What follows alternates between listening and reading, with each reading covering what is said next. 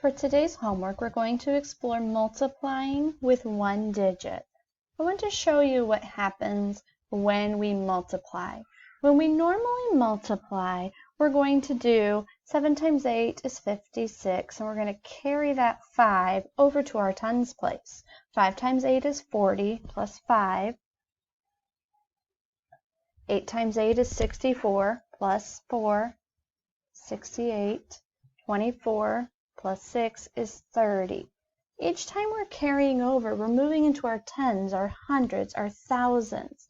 So this is the normal way that you would multiply with one digit. However, I want to show you a way that you can break this up so that you don't get confused or make a mistake when you're carrying or writing your answer. So what I want us to do is you're going to make a box, and in that box you're going to need space for each place value. So for example, you have 3,000. So we're going to take 3,857 and we're going to break it up into expanded form. So instead of 3,857, we're going to have 3,000. Then we're going to have 800. Then we're going to have 50. And then in our ones place, we just have our 7. Then we're going to take our other factor, 8, and put it down here.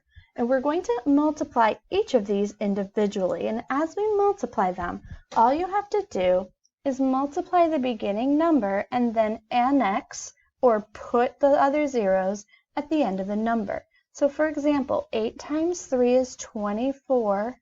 And since 3,000 has 3 zeros, 8 times 3,000 is 24,000. When we do 8 times 800, we do 8 times 8 is 64. And since there's 2 zeros, we annex those 2 zeros. So we actually have 8 times 800 is 6,400. When we do 8 times 50, 8 times 5 is 40. And then we take that 0 and annex it. And then 8 times 7 is 56. Now, we take all of those numbers and we want to line them up so that all the place values are in a straight line. So when I do 24,000, notice I'm putting each digit in a box so that each one has its own place value. So 6,000 will start here. That way when I'm going to add and I'm going straight down my line, it's easier to add them together. So now I have all of those plus 6, 5, 8, 10, 3.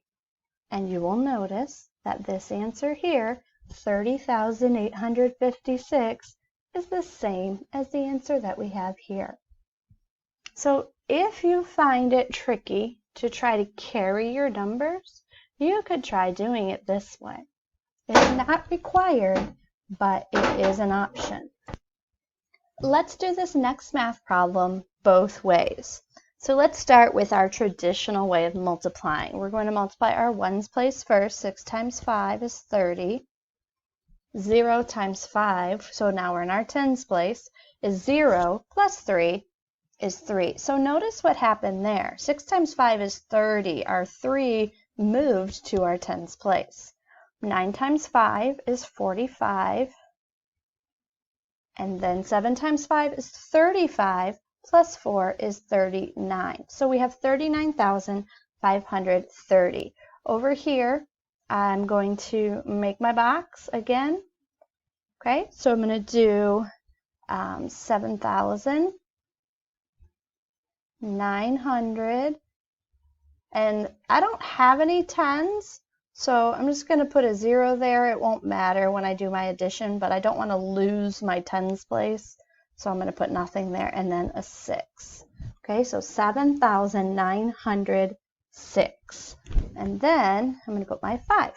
So let's solve that. 7 times 5 is 35, so I have 35,000. I'm going to go ahead and line it up as I go.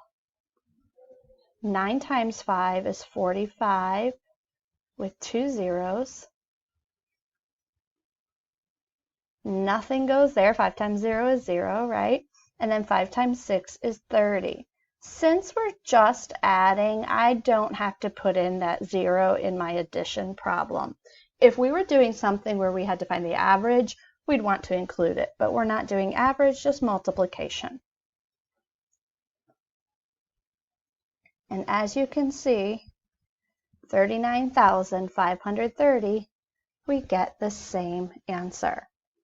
On the next page, I want you to complete the multiplication problems. If you would like to make the box to solve them, you can. If you want to make the box to check your work, you could also do that. The box is optional. You don't have to do the box if you would like to just try it the traditional way.